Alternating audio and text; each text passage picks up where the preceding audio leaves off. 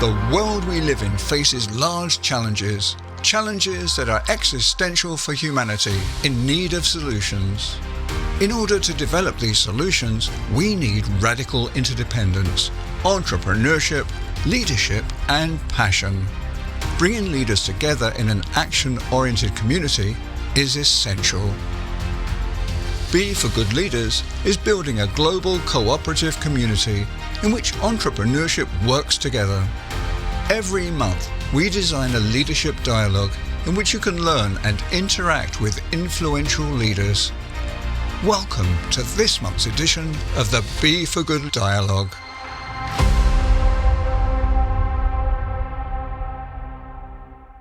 Good afternoon and welcome to the first Leaders Dialogue.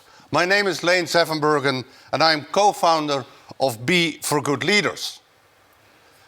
My Leaders Dialogue's companions are on my right-hand side, the co-founder of B Corp Europe, Marcello Palazzi, and on the left-hand side, Francine Lemos, who is a board member of B Lab Global and also was a leader of Sistema B Brazil. And today we host our event from this beautiful studio of our partner iTeam Global in Eindhoven, which is a city in the Netherlands. And in the coming half hour or 1.5 hours, we will discuss two main topics. One is, what is a B Corp? And the second topic is, how do we build or how can we build a regenerative economy? These two topics are also two of the main topics of the summit that we had in Rome and the summit that we will have next year in Amsterdam. We're delighted to have four great guests in the show today. Bart Houlihan, co-founder of B Lab, honored to have you here. Laurence de Broe, who is the former CFO of Heineken, and she has several important board seats. Isabelle Grosmetre, who is the founder and CEO of Goodness & Co. And Bert van Son, founder and CEO of Mud Jeans, who hosted the Queen today in their company. But we're also delighted to have all of you as our leaders in the audience. And we would very much like to invite you to get involved in the discussion, ask questions, make remarks as much as you can. We have Daniel in the background and later on in the foreground, and he will bring all those questions to us at this table. Yes, so it's a pleasure to be here with all of you. What is the dialogue all about? We are here together, a massive amount of leaders that knows that we need to change, and all the challenges that we are facing in the world right now, it can be changed if we are together in radical interdependence. So this is just the beginning of a long journey that we're going to start until the summit that we have in May next in Amsterdam. Hope you all can join us there. And we are here to not only talk, but to get to know each other, to be inspired for our dear guests, and also start to think and act mainly how can we change the systems. So glad to be here with all of you. Thank you. So our intriguing first topic is what it means to be a B Corp. And now you think I will go to Bart, but I will wait a little bit before we go to Bart Houlihan, who's one of the founders of B Lab. Why does this phenomenon exist? Why was it created? And before we go to Bart, we have two people at this table here, Marcello and Francine, and I would like to ask their opinion. Marcello, you co-founded B Lab Europe. So why did you do that, and why do you think the B Lab, the B Corps are so important? So thank you very much, Leen. Wonderful to be here. For me, the B Corp community is like the apex of a movement that has been, around the world for the last 20 years, moving away from neoliberal capitalism, much more towards inclusive and sustainable capitalism. And now we have 6,000 B Corps, 20,000 nearly benefit corporations. And the mission that we have here at B for Good Leaders is to help many other companies companies around the world, be inspired and learn and work with the B Corps. So for me, it is a very historic moment in time when we see that our architecture with politics, with civil society, isn't working as effectively as it could be. And I think this is the world of the impact entrepreneurs. And I think we are trying to bring them all together, where all of you leaders that are here with us, creating this community around the beautiful example of B Corps. So that is, for me, the real power that we have at our hands to change the system. And you say the system, and that brings me to Francine, because Francine, you were leader of Sistema B. Why is it called Sistema B and not B-Lab? Yeah, if Sistema B is celebrating its 10th anniversary this year, and if we go back to that 10 years ago, we do need at that time to drive change. We still need, of course, but to drive the demand and create a whole way of thinking and bringing together people, academics, different people, and of course having the B Corp and the business leaders in the center of the whole model, but creating the demand and for a systemic change. So that's why it's Sistema B. Since the beginning, Sistema B has this systemic view. The system. System. It is a system. And is that the same in Europe, Marcello? It's a system. It is a system. In Europe, we decided 9 years ago when we started B-Lab Europe that the NGOs, civil society, cities were already quite well organized, but we have created a lot of partnerships with cities, for example. This year's Barcelona, Edinburgh, Lisbon, Paris, Geneva have been involved in the past. We have provinces. We have the whole country of Scotland. Scotland can be. So it's not formalized inside B-Lab Europe, but it is actually at the informal level, we have a lot of these partnerships. And this is also what we want to do with Be for Good Leaders. Really important, the impact investors, the city officials, and of course, governments. Increasingly, the legislation is a very important piece of our movement. Yeah. Exactly. So every leaders dialogue, as we have said several times now already, has two central themes. So we would like to take a look at the first theme. What is a B Corp and how will it help us? And research has shown that the world needs a strong systemic change, a change in the system. And I think that Bart and his companions have worked on that change. But Bart will come later. Let's take a quick look at a video about the B Corps. Since we started Kirk, we've always wanted to run a different kind of business, but it wasn't until we came across the B Corporation movement that we found a framework through which we could actually express and structure the kind of company we wanted to be. B-Lab's a nonprofit with a very simple mission. We're serving the world's leading entrepreneurs using business as a force for good. This community signed a Declaration of Interdependence and invited others to join them. Now thousands of companies are turning our community into a global movement to redefine success in business. B corporations use the power of business to solve social and environmental problems. There are cultural norms and legal impediments that get in the way of entrepreneurs who want to scale profits and purpose. To become a B Corporation, businesses meet higher sets of social and environmental standards. For Cook, this meant introducing a profit share scheme for staff, focusing on how we use our energy and water, expanding our community engagement policies, and working to employ disadvantaged people across the country. We will either regress to the way that business has been done over the last 50 years, creating value for a very few while externalizing costs to the many. Or we can surge forward to a sustainable future where business is creating a shared and durable prosperity for all. We sit at that tipping point. And honestly, it's up to us.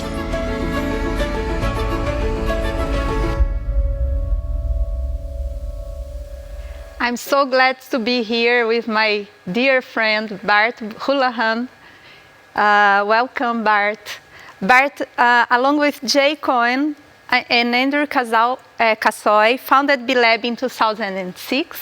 Bart, prior to that, Bart was an investment banker and also CEO and founder of Ep1, a very successful company, basketball footwear company in the US. And I would like to start with that, Bart. So welcome. It's a great pleasure to have you here. Tell us why you decided to let Ep1 behind and start a new kind of company and that ended up being a movement, B Corp movement. Can you tell that story? First, thank you for having me, Fran. It's great to see you and my old friends, Lane and Marcello. It's an honor to be with you all today, and I'm excited to spend a little time talking about the movement, the broader movement to use business as a force for good. And Fran, you were asking about how Ep1 inspired B-Lab. The story is one that I think will be familiar to many who are listening. Ep1, for those of you who don't know it, was a basketball footwear and apparel company that began very small, and we grew it to be the second largest basketball apparel and footwear company in the world behind Nike. And believe it or not, we were a socially responsible business, not because our consumers cared. They didn't. We were selling basketball shoes to 18-year-old kids. But it was just the type of company that we wanted to build. And what we learned was that it's really easy to be socially responsible when there's 7 of you, 8 of you, and it gets more challenging as you scale, as you bring in outside investors, as you expand your management team. The effort to continue to have purpose and profit, both centered in the business, was increasingly difficult as we grew larger.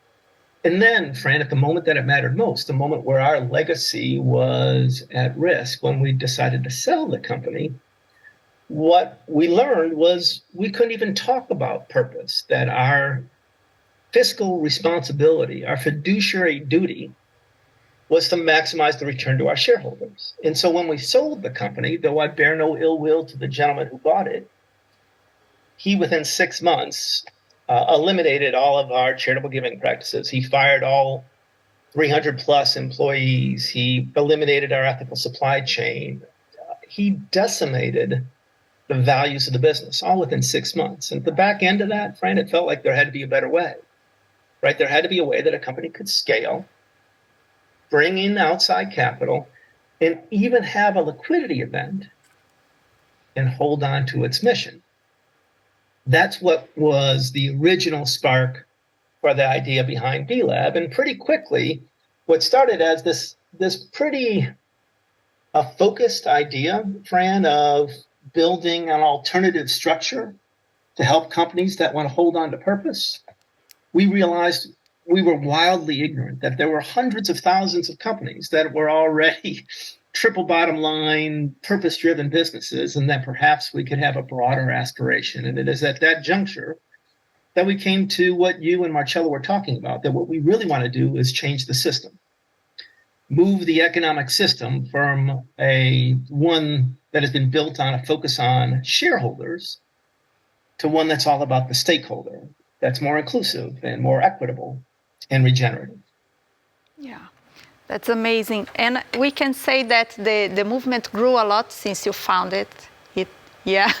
We have now, like 5,000, more than 5,000 B Corps everywhere in a lot of countries. And we can say that now the movement is more a teenager than a baby, if I can say that. I think that's fair. I think that's a good metaphor. Yeah. And maybe we are living now the pain of growing, if I can say that. And it's natural that in the beginning we have the pioneers, the small B Corps that, of course, was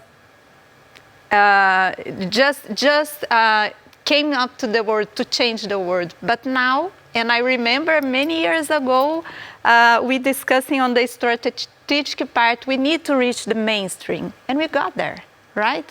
And now we have big companies. I remember I was working at Natura when Natura got the certification. It was the first traded company that did that. And then now we have Danone, Nespresso, and a lot of big corporations coming, and with a lot of some criticism as well. How are you seeing it? Do you think it's normal?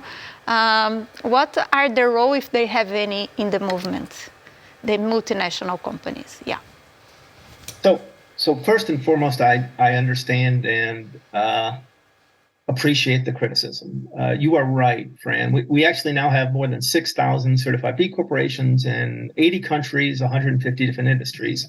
And unequivocally, this movement has been grown with small and medium enterprises, companies that are at the forefront of really using business as a force for good. They are the foundation of this movement, and their work has built the demand where we now have real interest from multinationals. In fact, they've inspired, Fran, now that more than 250,000 companies to use our impact assessment to manage and measure and improve their own impact. And so these small and medium businesses are the bedrock, the foundation of the movement, and have brought in the multinationals, which from my perspective is hugely important, because let's get back to what the purpose is, right?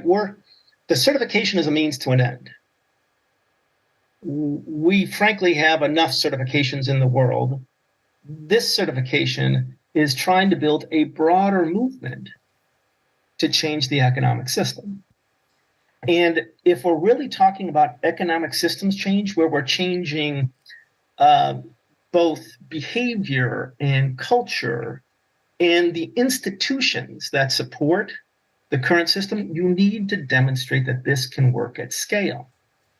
It doesn't mean that we're going to have hundreds of multinationals that are certified as B corporations, but we have to have the right multinationals join this movement to demonstrate that indeed this idea of business as a force for good can work in every industry, in every geography, and importantly, at every size.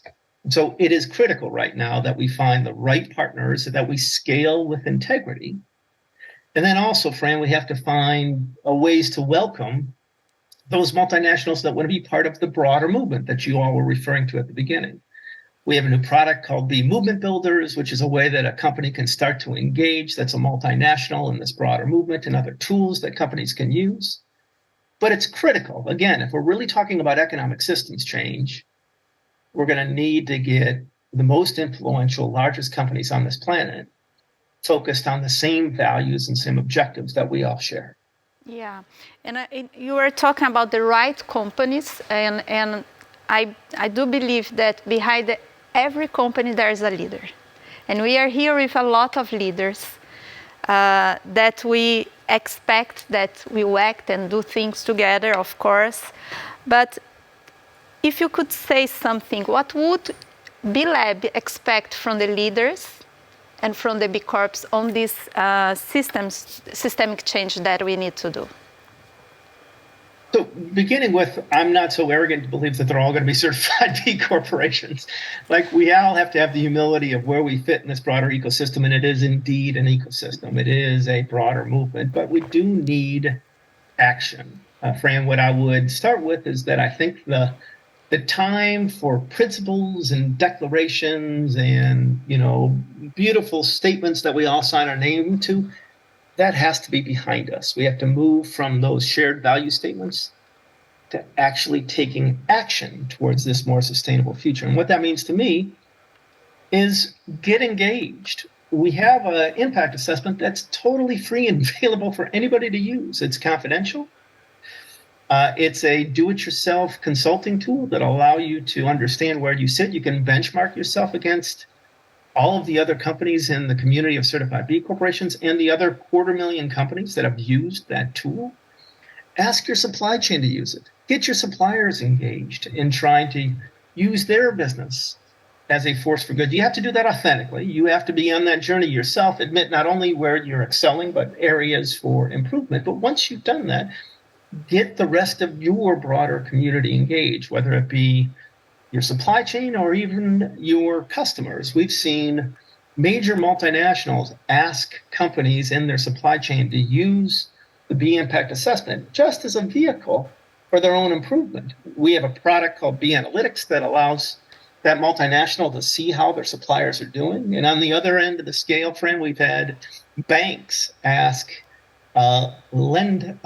people who are receiving their loans use the tool. They've asked them to use the tool to understand where they are on the journey, and if they improve, they've even reduced the interest rate to those companies. And so create clear incentives engage your broader community, because to be really honest, where we're at right now is I'm a believer in government. I'm a believer in civil society. They are absolutely necessary, but wildly insufficient to deal with the enormity of the challenges in front of us. We are going to have to get the global business community more engaged in solving these challenges, whether it be wealth inequality or the global climate crisis. And so now is the time to move from values and principles to tangible action and plans to move us towards a better future. Yeah, amazing. Before I include Lynn and Marcello, I would like to remind every leader, we want to make it very interactive. So if you have a question to Bart, please just put it on the chat. We will be able to see it here, okay? Marcello? Wonderful, but some people don't know that at the beginning of B-Lab, we also had a reach out to investors with B Analytics, and nowadays that ESG has become such an important issue, and we have seen examples, I think it's Texas or Florida, being quite negative about ESG investment. How do you connect this investment world, ESG, to the movement of business as a force for good? I think it's a natural evolution, Marcello. You're absolutely right that at the end of the day, this only works if we bring the capital markets along with us, that capital is the lifeblood for all businesses, and we're going to need to bring financial institutions into this broader movement. And what's interesting, Marcello, is I think there's criticism on both sides right now. On one side is frustration that being part of an ESG investment vehicle is no longer meaningful. I think I recently read that more than 90% of U.S. equities that are traded are part of some ESG fund. If we're all honest with ourselves, that is a clear indication that we've lost our way about what ESG means. There's no way that 90% of U.S. equity should be part of a true ESG mutual fund. And so that is a fair criticism where we're going to have to become more precise, use real metrics, and understand what we mean when we talk about ESG investment. And on the other side, you're also right, Marcello, there is a growing chorus of a blowback around woke capitalism, the idea that this in some way is the providence of a liberal movement. And I think that is, frankly, to some degree, political opportunism. And if you talk to business leaders, independent of whether they're on the right or the left, and they're mature, thoughtful business leaders, they know sustainability is not some tree-hugging, Birkenstock-wearing movement. It is an existential threat to their business, and it has to be core to their intentionality and business strategy moving forward. And so I am hopeful that one of the things that this broader community can do is actually come together to say this isn't woke, it's just better business. This is a better way to run a company. It makes companies more resilient, more profitable over the long term. They attract and retain better talent. They have more access to capital. They build stronger relationships with their customers. And so on both ends of the spectrum, Marcello, it's a natural evolution of a rapidly growing movement, broader movement to use business as a force for good, but we're going to have to be aware of, one, making sure that this is meaningful on one side, and on the other, come together as a broader community to push back on that this is just a better way to run a company. Thank you. Yeah. And I see we have two questions here. I'm going to pass to Lisa Barlow. She's on the screen right now. Lisa, can you make her question, please? Sorry about that. Hi, everybody. Hi, Bart. Just a quick question to know how you define the barriers for leaders from acting. What's stopping them? Frankly, is 50 years of history that has built cultural norms and expectations about what business leaders are supposed to do. We are coming out of, going back literally to the Milton Friedman essay, a belief that the sole social responsibility of business was to make money.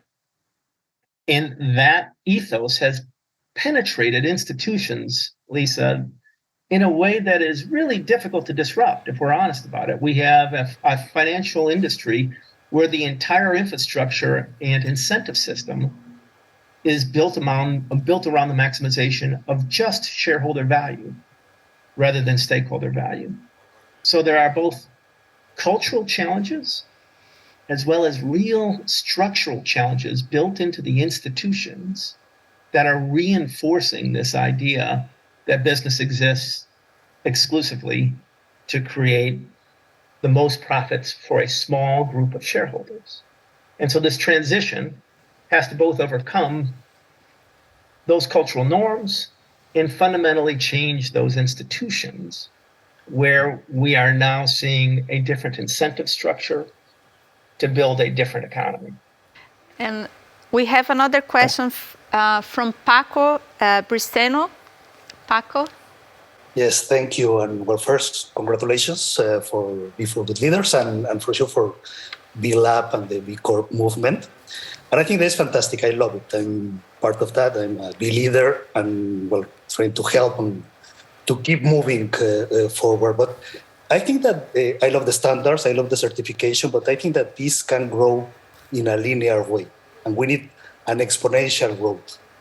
How can we help the movement to accelerate this? Is this policy changing? Is it education? Is it how to accelerate? Because I think that we are late in the transformation period. Thank you. I totally agree. Thank you for the question, Paco. And I totally agree with your beginning statement that the certification is linear growth. It is not intended to be the scaling vehicle. How you take it. It is a means to an end to build a broader movement.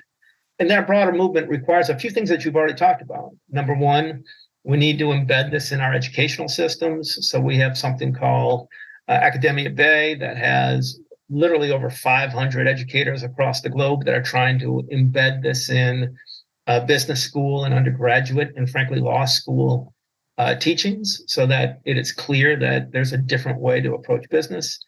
Another way to scale is about standards. You know, the standards have to go beyond the certification. And Paco, what's incumbent upon B Lab and our standards is to make sure that we are working with the other beautiful standards that are being developed right now, whether it be ISSB or our friends at the EU or what's happening at the SEC, so that there is harmonization. Because otherwise, our standards are different, right? There are performance standards. They're telling you what to do rather than how to report. But if we're asking different things, Paco, it's unscalable, right? You end up with companies being torn between, well, I got to report over here with one set of metrics and I got to use an entirely different set of metrics to use my B impact assessment to manage and improve. And so it's about standards that are harmonized, that are able, therefore, to scale. And then third and finally, it's about collaboration that I think our first, collectively, including my friends in this leadership community, we need to now find a much broader set of collaborators to go from something that has a strong foundation and real credibility to exponential impact and reach through partnerships. And I would be really honest with you, Paco, and say that this space has not, including B Lab, has not been great about collaboration. And so it is time to set that aside, find those fellow journeymen on economic systems change, and figure out how to bring a broader coalition together around a bigger movement. I like to jump in, Paco, and just add, just to give you an example, yesterday I was at an event, I was speaking at an event, Prime Global, which is an association of 200,000 accountants. About half the people in the room knew what B Corp was, and all the others wanted to go to their clients and say, hey, this is something that you can look at, the model of B Corp. So this is one way of scaling, is to say, how can we inspire and share all the work that the B Corps have done over the years with many more companies? Bart and some of us were involved in a partnership with the UN Global Compact around the Sustainable Development Goals. That's reached out to 18,000 companies. GRI, Global Reporting Initiative, also have a partnership with B Lab. So, and also what we are doing here with Be for Good Leaders is to amplify the voice of B Corps. And because, of course, we love B Corps. We see how much work has been going on in the last 16 years, but we want more people to get to know it. And so that's part of our mission in the world, to amplify and scale and help to scale this actually amazing movement. I think is one of the best in the world. So thank you, Marcello. Before we go to our next part, I see one final question that came from Camilla. And since we cannot get her voice in the system, I will pose her question to you, Bart. Camilla is asking, what exactly would you expect from the bigger companies? So it comes back to the question from Fran, and I'd reiterate where I started. Lane, I think that where we're at right now with our fellow partners on this broader movement, larger companies, is ultimately we need to move from all of those beautiful declarations that I see across many different platforms to real action. And that means changing behavior, both inside the own organization as well as across your value chain, down through all of your suppliers and back out to all of your customers. The only thing we haven't really mentioned in this is that there's a huge component around advocacy that I don't want to leave without mentioning, that ultimately, if we're really talking about a transition from shareholder capitalism to stakeholder capitalism, Lane, we're going to need different rules. Like if the rule of the game is to maximize shareholder value, it's going to be an awfully long road. And what that's about is changing laws, advocacy for stakeholder governance. And there's a variety of ways to do stakeholder governance, whether it be the benefit core structure or, frankly, entreprise à mission in France, the SAMs. And right, so there's different ways to accomplish the same objective. But if we really want to see this transition, there will be no stakeholder capitalism without stakeholder governance. And that is another way that we could ask our friends with their voice and their advocacy to help us move political leaders towards that type of legislation. Thank you, all the leaders that put their questions.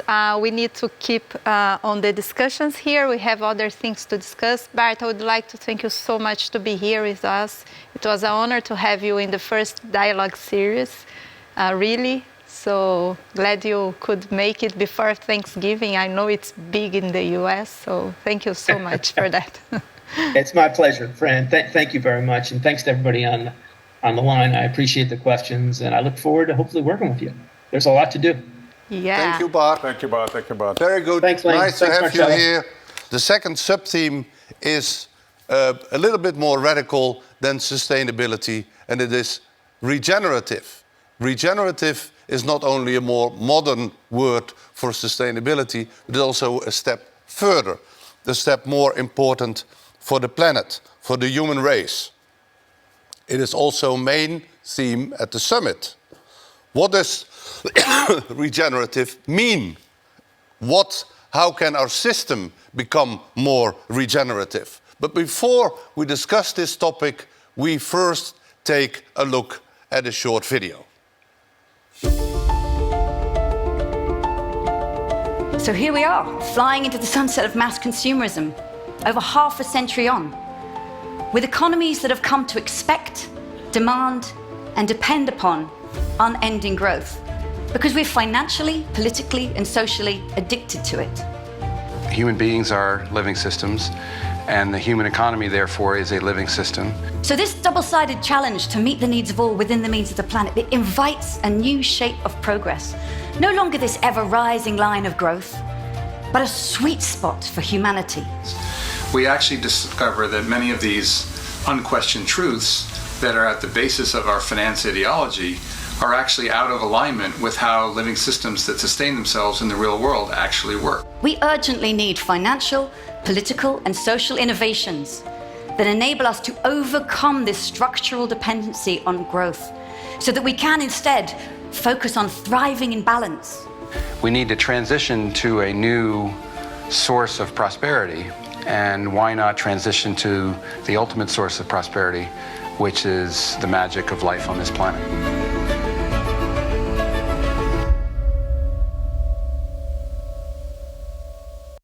Thank you very much.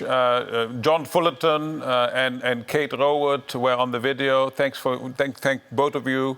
Laurence de Brou is our next speaker. Yesterday afternoon, I was with Laurence, and she has a board meeting that may run late. So we recorded this interview with her, which we're going to show you now. How do you see this balance between including these larger multinationals into this movement, making sure that we are really serious about the intentions, we avoid greenwashing? It's a very delicate balance. How would you address this question? Basically, we have no choice. If we want to have the impact that we should be having, we need to include larger company. We need to make these beautiful ideas and powerful ideas mainstream, because it is only then that we will be able to give the scope and the power and the extent to the movement that it deserves and that it should be having if we want to be useful. And at the end of the day, that's what we want to do. So I think this is the way to go. Now, how to go about it? Of course, it always has its dangers and we should be vigilant.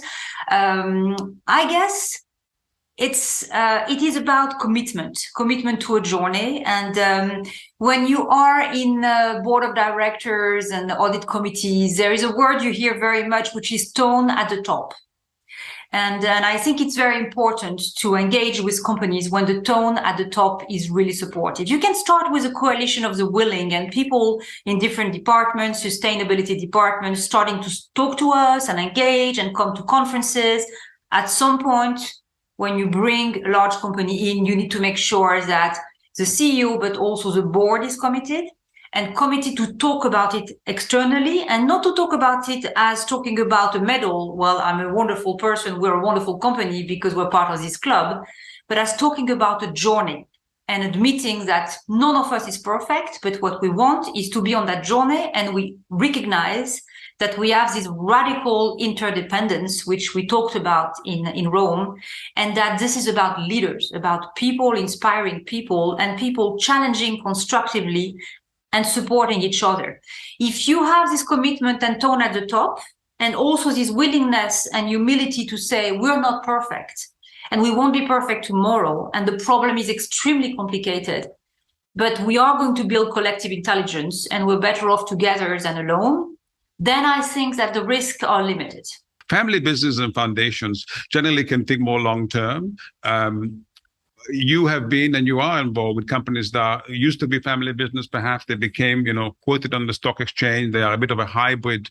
How do you see this question of ownership relating to the engagement of multinationals on this transformation? So first of all, I've always found, and this is why at some point I actually really made my choice to work in such companies, that the company that is listed on a stock exchange and at the same time is family controlled or foundation control is a bit the best of all worlds.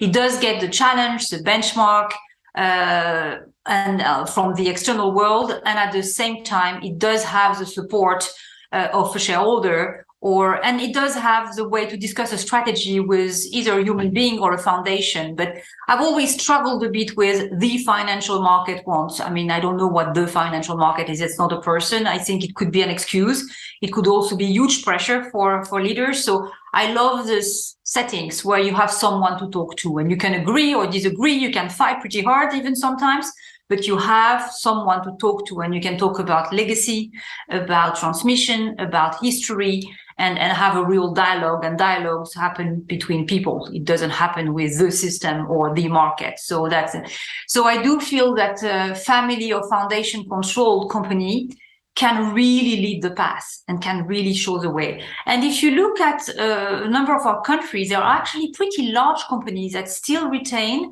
a good dose of family, if not control in the consolidation sense of the term, of real serious influence. So there are quite a lot of beautiful companies out there where you can find the person, the shareholder that is going to be able to actually tell the leader, well, I'm giving you a bit of a safe harbor. not a safe harbor not to be good, not to be profitable, but a safe harbor to actually manage this tension between profitability, sustainability, people, planet, profit. Because I'm convinced that you do not have to sacrifice any of the three, people, planet, profit, but you cannot maximize all of the three together. What about the composition of these boards? Questions of gender, of young people, of how do you see that?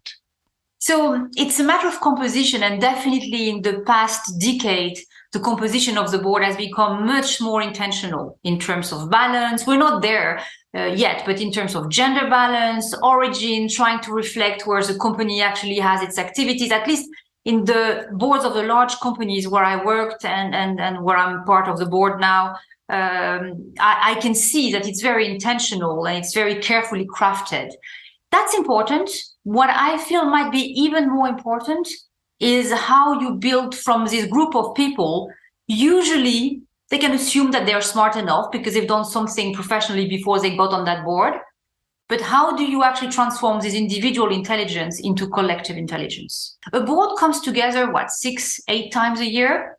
So if there is not really a willingness to build this collective intelligence, it just doesn't happen. And I would say it's a lot on the shoulders of the chair of the board, but every board member has a responsibility. And that is what I take back from these events. Marcello, at the end of each event, I come and I hug you and I say, thank you so much. And it's changed my life. Every time it brings me this energy and say, okay, you know what? Everything I've learned and all these wonderful discussions and all this super inspirational presentation, I am not just going back home happy about myself. I'm going back to every single board that I belong to and really trying to share and to give what I've received in those events. So what I do hope is that that's what we're all doing, and I'm sure we're all doing that. It is really forming this group of people, and when we are together, what we do is we create this energy together, then after that goes and benefits the larger world that we all belong to.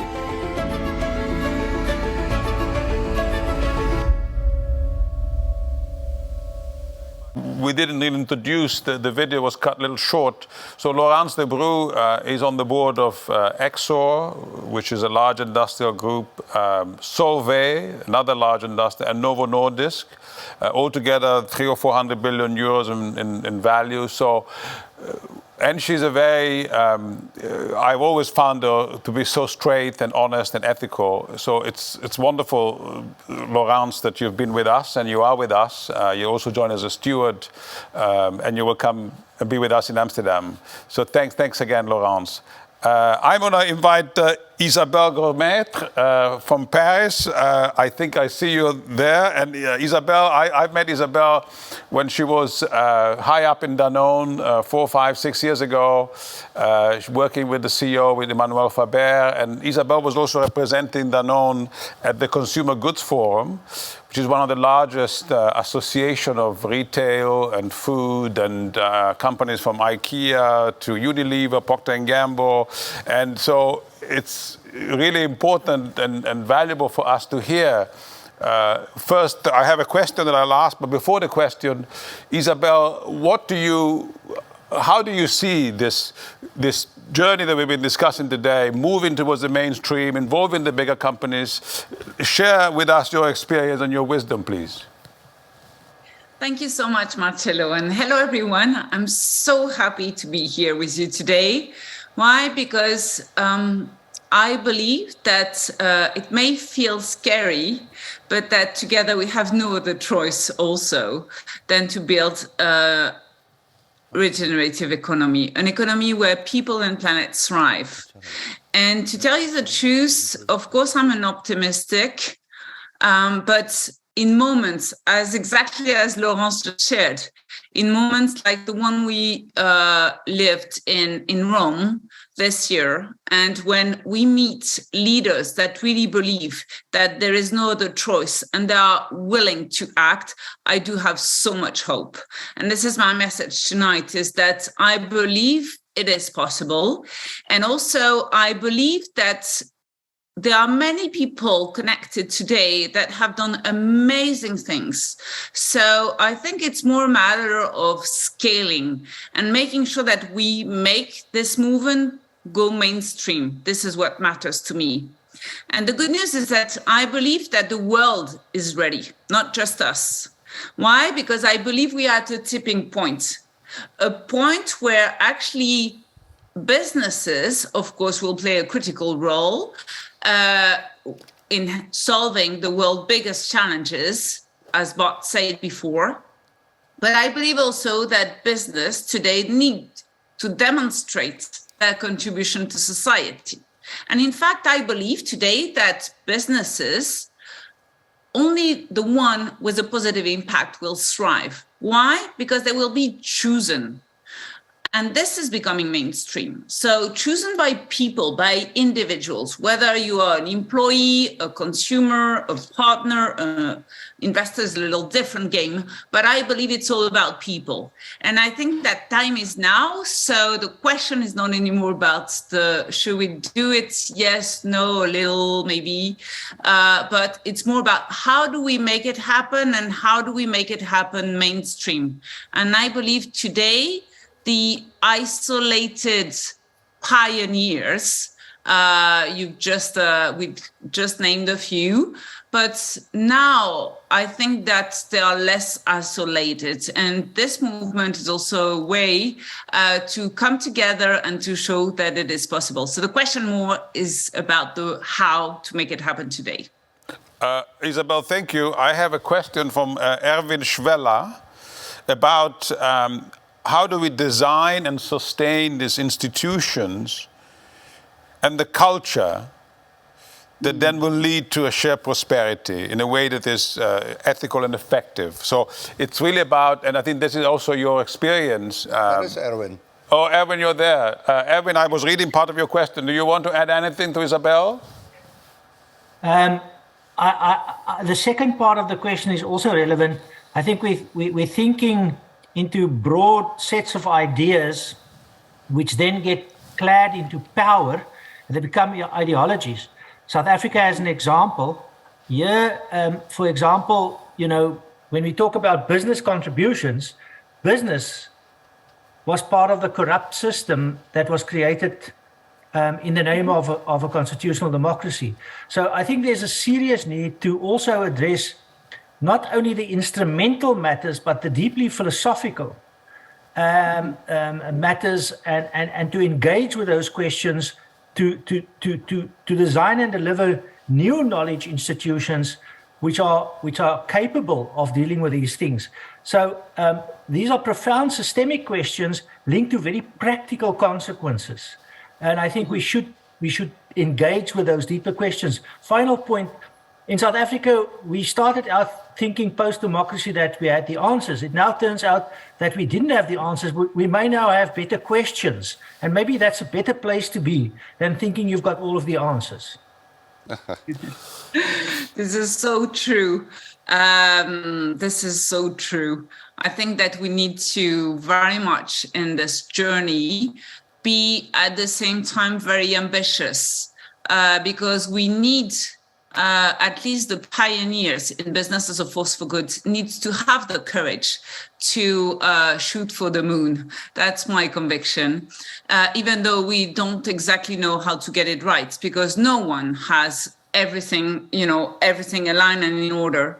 But I think there are elements that I would like to share. So first, I could not agree less than the point you're raising. I believe it's about a transformative culture in the way we do things.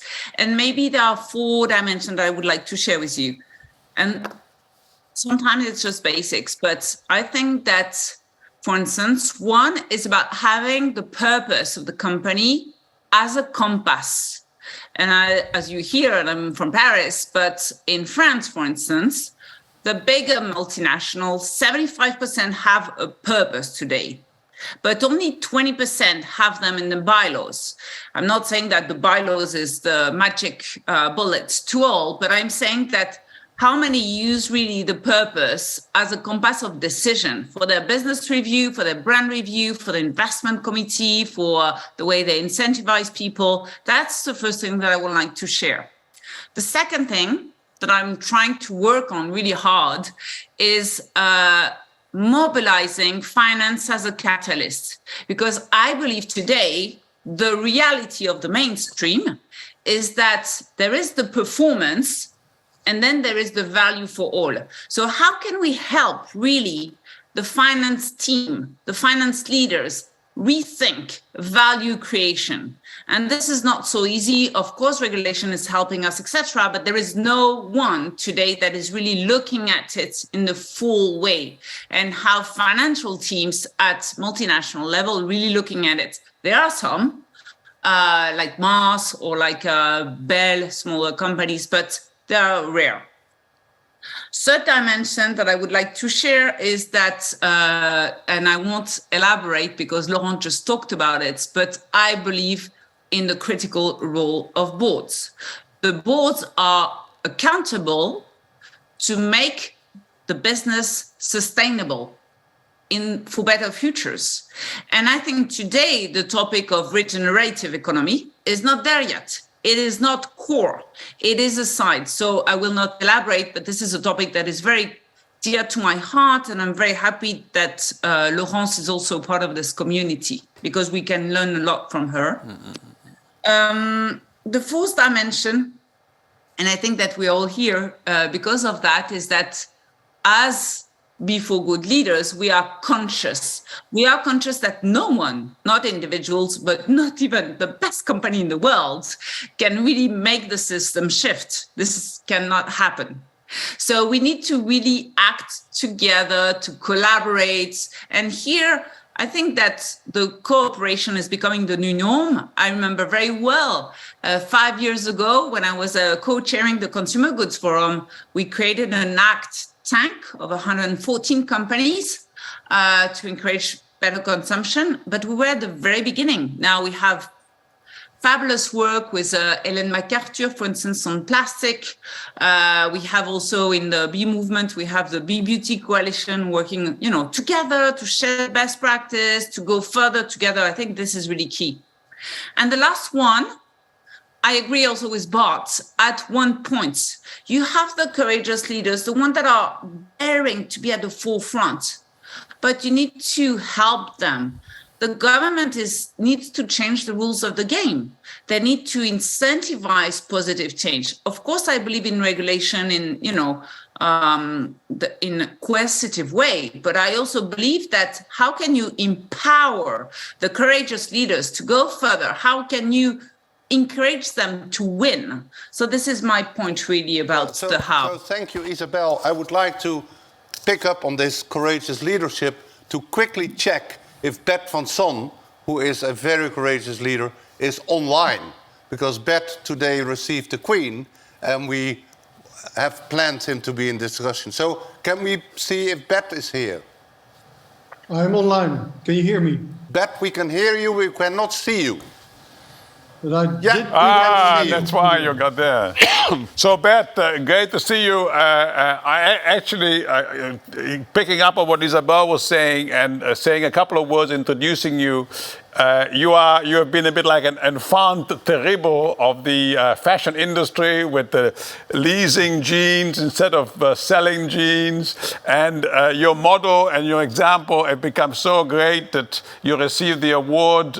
You were the winner of the Dutch award by King Willem I, and today you received the Queen. So obviously your model is inspiring many people. Can you share a little bit your perspective on how you, as a kind of disruptor, how can you help sometimes compete with the bigger companies to help them transform the economy? I would turn that around. I think I need their help to make this bigger. Now, we are in the fashion industry, and it's an incredible industry. It's so huge. Everybody likes to express himself or herself with what she's wearing or he's wearing. And it has become, we've seen fast fashion coming, And today I learned a new word. It's ultra fast fashion. And that makes me really very sick. So we have to counter that. And the only way by doing that is just propose other things to consumers. That's my task. And luckily, we are one of the only ones in the fashion industry. And I wish more people were going to copy us. That's why we are radical transparent. And that's why we're also very proud to be chosen by B Corp for Best for the World on Environment. And all those things, that's where B Corp comes in for me. It helps us with our sustainability report that we every year, well, you can't see it, extract, where we say everything we do, and that's very strange in the fashion industry. We want to be transparent. We want to show that we still learn, that we want to improve. And what can I say? We need bigger companies to start copying us. Actually, normally, I think our company should not exist anymore. We are now 10 years, and bigger companies should do what we are doing. But we are still here. We are still fighting. We are still showing the way, but still not yet copied, which is a shame, I think. Okay, Bert, thank you. I think I was kind of thinking of an idea that we should bring some of these bigger companies to you, and, and maybe it's something that concrete we can do, and Be for Good leaders to bring 10, 20 fashion companies to see you. Yes, well, there are some good things happening. The fashion company, the bigger ones, are stealing away our CSR managers and things like that, which is great. So that's happening now. They learn from us and they fly out and go to the bigger companies. So that's happening. That's fantastic. Good. Thank you so much, Bert. Well, I would like to hear, Bert, why you are a B Corp. You're a famous B Corp. What drove you to that? Why did you, at a certain point in time, step into this? Okay, we started our company 10 years ago, and I think in 2013 we heard about B Corp. And actually we thought to ourselves, we are already a B Corp, but we didn't know that we were a B Corp. And finally there's something that shows that where we can express ourselves and where we can be audited, or it's not an audit, but where we can tell the whole world what we are doing and become part of this warm environment with like-minded people that think the way we think and share ideas and learn from each other. So in Holland we have Dopper and Tony Chocoloni, and we all work together, we exchange ideas, we sit together every month. So that's one of the reasons. I think that's the most important one. And also going through the whole audit of B Corp, of the whole assignment, you learn a lot by these questions. Many of the questions we were thinking, oh, that's good, we already do this and that. And other questions we had to say, well, we never thought of this.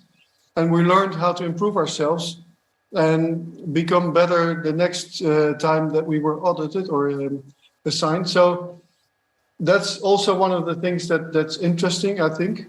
And well, there are many more. One of the things I always tell to people is that by being a B Corp and by being a high scoring B Corp, we attract a lot of young, talented, highly motivated, very well educated young people that want to work for this company, put their effort. And what's better in these times to have a crew of young people that want to go along with this old bastard to try to change the fashion industry. So that's really good. Yeah, thank you, Bert.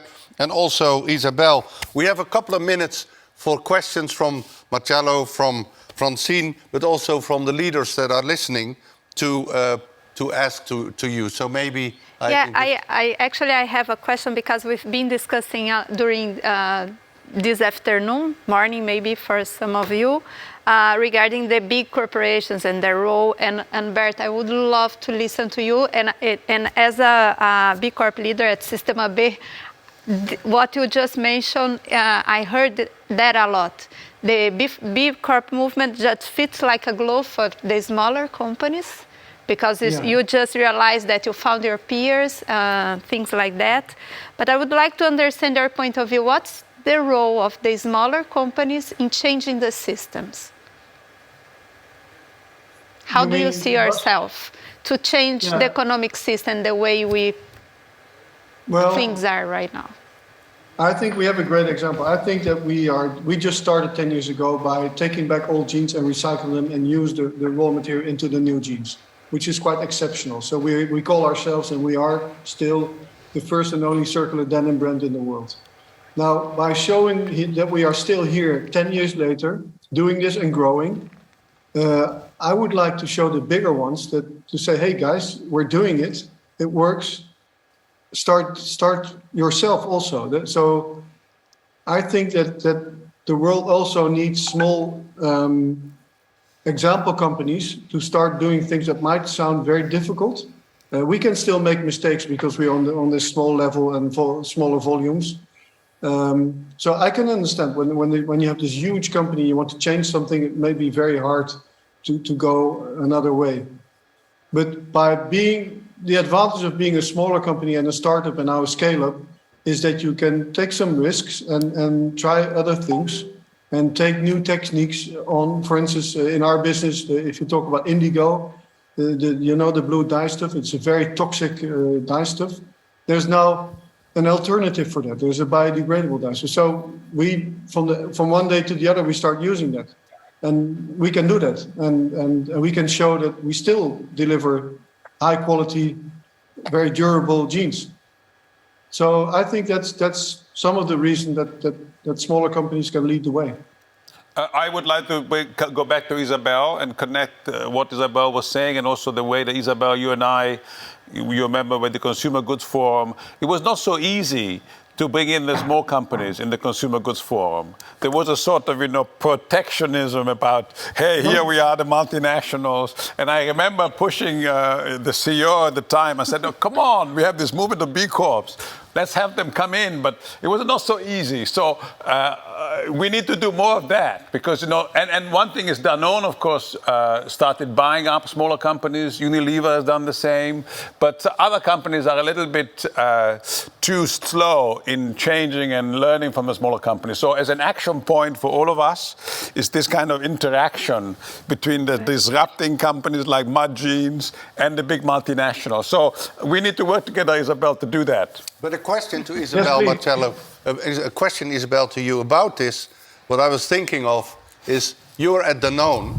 At a certain point in time, Danone decided, as a big company, multinational, to become a B Corp. Why? Why was that? Were they influenced by the small ones? Were they influenced by Emmanuel Faber, their leader? What happened?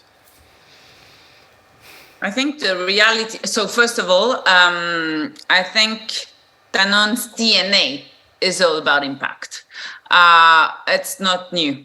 It's the only company of its size to have categories, 82% of its products that are recommended by local public health authorities. There had been, for more than 10 years, a lot of work on our ecosystems along the value chain. And of course, I think it's more about, 6 years ago, was more Emmanuel looking at what would be the relevant framework for Danone to really, it's kind of what you just said, but it's, this is the vision. And we were looking at the different models, and B Corp was exactly what we had dreamed of, if I may. So I think this is how it came out, but because Emmanuel is a very visionary leader, so this is why. And I think going back to the points that you raised, Marcello, I think beyond global or big or small organization, it's all about leadership. So I don't think it's about big or small, actually. I think it's about having the front runners, enabling the front runners to really make it happen at the core and succeeding, and sharing that to the rest of the world, if I may. So it's more interaction, but it's not about big or small. It's about integrating that. Yeah. Because of course, when you're small, a lot of times you are mission native, you are purpose native, as you just explained. Whereas the bigger ones, well, they are a lot of times not mission native or not regenerative native. So how do you transform the system? I think it's a different game. but we will learn so much from one another with the courageous leaders. Well, that's very, I wanted to say, sorry, Elaine, thank you, Isabel, because in a way, Isabel is saying that actually what we are doing with Be for Good Leaders is connecting the leaders of these companies, irrespective of whether they should be small, large. And actually, you know, if we saw Laurence sits on some of the largest boards in the world, and she's anyway one of us. She wants to change. So thank you very much, Isabel. Yeah, and before we are going to wrap up the Leaders Dialogue, I still have a burning question, Bert, because today, as we said earlier, you received or hosted, whatever you did, the Queen. And were you a little bit nervous about that or not at all? And did she know, Bert, and did she know what a B Corp meant? First of all, I was extremely nervous, and I'm used to give presentations, but I had to do one for her in front of my team. And I was even more nervous, but one of my slides, I tried to keep it short for her, but we were lucky because one of my colleagues was in Tunisia in our factory, and we could have an online report of that. Anyhow, one of my slides is always that I speak about B Corp and that we are very proud to be best for the world on environment, and at one time we're actually the number one.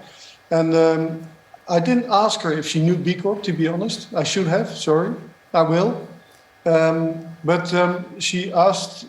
She had been very well informed. She read a lot about us, and she did ask a lot of good questions. But most of the questions were about, you know, it's a woman, 3 daughters, so she wants to know about the material and the yarns and the color and the washings and those kind of things. But okay, good enough. The product has to be excellent if we want to change the world. And jeans companies, we have to make an excellent pair of jeans, and she will wear them, which will help us also. But it was a very fun afternoon. Yeah, fantastic day. We all got very energized by that, and it will bring us. Well, congratulations, congratulations. Congratulations, yeah. Thank you. Francine. Very inspiring. We are have almost come to the end, and it's very nice to finish with Isabella. I think this is really true what you said. We do need to focus on leadership, and we do need to focus on leaders. So that is what Be for Good Leaders is all about. So that's why I invite all of you to come to the next summit. It's going to be 11 and 12 of May next year in a very beautiful place. It's called Beurs van Berlage. I'm still struggling with the accent. Yeah. Hope you... Berlage. Yeah. We are offering, of course, a very special price until the end of the year. We want you that joined the dialogue series to be with us. So soon you're going to receive an invitation. And this first dialogue, it's the first of many. As I mentioned before, it's going to be a journey focused on the leaders who subscribe. So feel free, and you will be more than welcome to join us. Thank you. Thank you very much. Thank you. I wanted to just add and say that Lane, Francine, and our team, Astrid, and Malou, and Julia, and Daniel, we've been dreaming and planning that actually this community could become the first global cooperative of entrepreneurs for good. So we are working with lawyers to create the right legal form where each member of the cooperative, 30,000 members, will have 1 vote and 1 share. So we're going to get back to you with the real launch very soon. So we're very excited because there is no such thing in the world. And we're not going to be just a network, but actually a cooperative where we work together and, of course, actions, initiatives. We may even start the bank. We will see. So, you will hear from us very soon on that. But I wanted to just take 30 seconds to say big thanks to first Bart Oulahan, Laurence de Bru, Isabelle Grossmaître, Bert van der Son, and then, of course, Francine and Len and Daniel, our wonderful Daniel, and the team behind us for being with us. I think it's been amazing. I see a lot of possible actions coming from this. I just want to thank you for being with us, and it's been fantastic. And over to you, Lane. Yeah, Bet, I saw that you, because we always have space for one small remark at the end. I saw that you were trying to make a remark. Is that correct? Or? Yeah, I did. I like the idea of a huge corporation of 30,000 members with business leaders that are having their business as a force for good. I'm really happy to hear this, and I hope it will take place, Marcelo. Yeah. Well, it will definitely take place, Bet. No worries about that.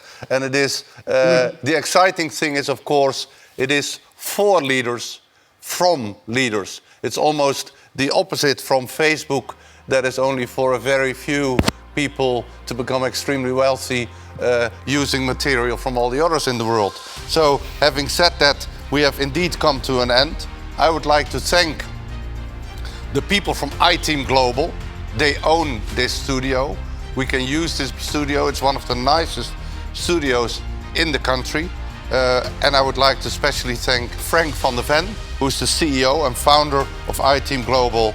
But last and not least, I would like to thank all of you, the leaders who have been involved in this, who have become, who came to Rome, who will come to Amsterdam, and you are basically the people who have to change the world. So thank you for joining us.